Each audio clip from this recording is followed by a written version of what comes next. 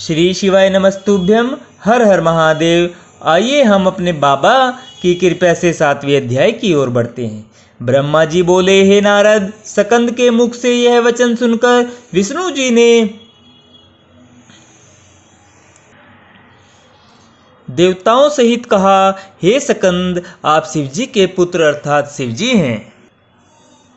आप असुरों के वन के लिए दावाग्नि के समान है। इसी प्रकार सबने स्तुति की। उस समय गिरजा, गंगा, बलि तथा मुनि पत्नियां आदि स्कंद की माताएं अपने पुत्र की इतनी शक्ति देखकर परस्पर लड़ने लगी और वे सब उनको अपना अपना पुत्र कहने लगी। हे नारद, तब तुमने उन सबको जाकर समझाया। तुम्ही ने शिव जी की इच्छा अनुसार स्कंद के जन्म का ठीक ठीक वर्णन किया तथा कहा कि ये शिवजी एवं गिरजा के ही पुत्र हैं। इन्होंने देवताओं के मनोरथ पूर्ण करने के लिए ही अवतार लिया है। यह सुनकर गिरजा के सिवाय सब अत्यंत दुखी हुए। तब स्कंद ने प्रसन्न होकर गंगा से कहा, हे माता, तुम तो संसार की माता हो तथा शिवजी की स्त्री हो। अस्तु, मैं तुम्हारा पुत्र सदैव कहलाऊंगा। उसी प्रकार स्कंद ने सबको समझा दिया।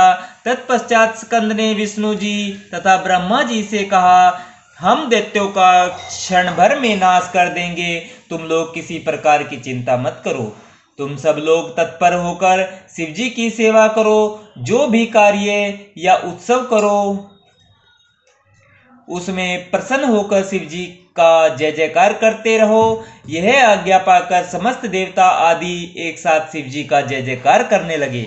हे नारद, इसके पश्चात समस्त देवता आदि सेना सहित सज्जित होकर स्कंद के साथ चले। शिवजी गिरजा एवं गणों के साथ कैलाश को चले गए।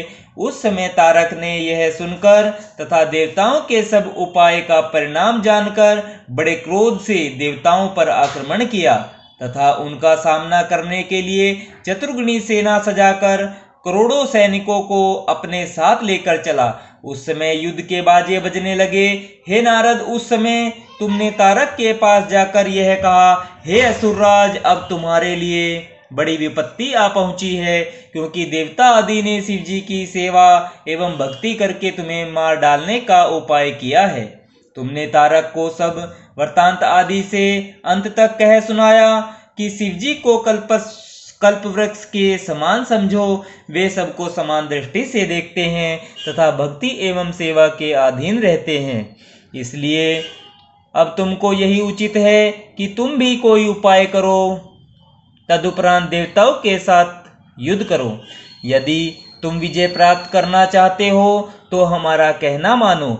यदि तुम हमारी बात नहीं मानोगे तो तुम्हारा इसी समय अवश्य ही नाश हो जाएगा। हे नारद, मृत्यु के वशीभूत होकर तारकासुर ने तुम्हारी इन बातों पर कोई ध्यान न दिया तथा हंसकर बोला, हे नारद, तुम विष्णु जी के पास जाकर कह दो कि तुम जिस प्रकार की भी वीरता पूर्वक युद्ध कर सकते हो करो, उसमें किसी प्रकार की कोई कमी न करना। तुम इस दूध पीते बच्चे को अपना अगुआ बनाकर लड़ाई करना चाहते हो। इससे मालूम होता है कि तुम इस युक्ति द्वारा अपनी मृत्यु चाहते हो। हमने तुम्हारी वीरता कई बार देखी है। तुम दूसरों पर भरोसा करते हो, परंतु दूसरों के बल से विजय नहीं मिलती। एक मुचुकंद के बल से भी तुमने चाहा था कि हम पर प्रबल हो सके, सो हमने उसकी भी वीरता देख ली और सब देवताओं को उसके साथ ही बंदी बना लिया।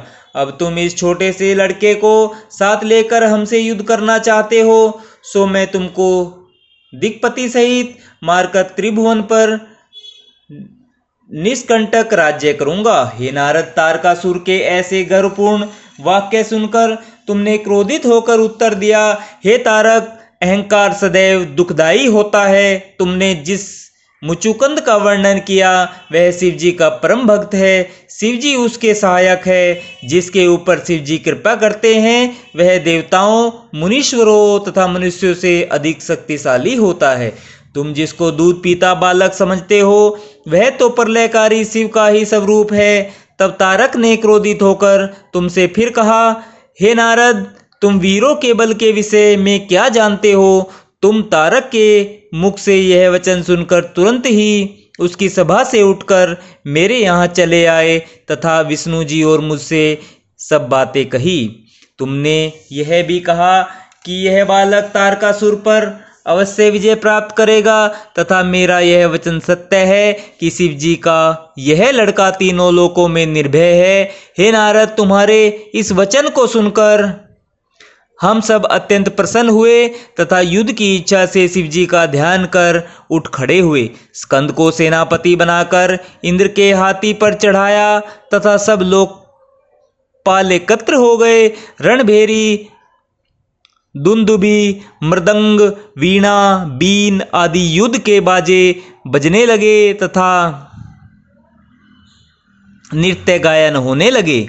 स्कंद इंद्र को हाथी सौंपकर स्वयं विमान पर सवार हुए। तब चारों ओर से शिवजी के पुत्र का जय जयकार हुआ। वरुण, इंद्र, अनल, यमराज, कुबेर, ईशान आदि 8 दिक्पति अपनी सेना सहित युद्ध के लिए तत्पर हो गए। विष्णु जी ने शिव जी का ध्यान कर आनंद प्राप्त किया। उनकी सेना का वर्णन करना कठिन है क्योंकि वे त्रिभुवन के स्वामी हैं। इसके पश्चात पूरी सेना त्रिभुवन पति को सबसे आगे करके चली तथा स्कंद पर्वत से नीचे उतरकर अंतर्वेद में स्थित हुई। फिर उसके मध्य भाग को, जो हरविन्या के नाम से प्रसिद्ध है, युद्ध स्थल निश्चित कर तारकासुर को युद्ध का संदेश भेजा गया। श्री शिवाय नमस्तुभ्यम। हर हर महादेव भक्तजनों, आज हमने बाबा की कृपा से 7वें अध्याय का आनंद लिया है। श्री शिवाय नमस्तुभ्यम। हर हर महादेव।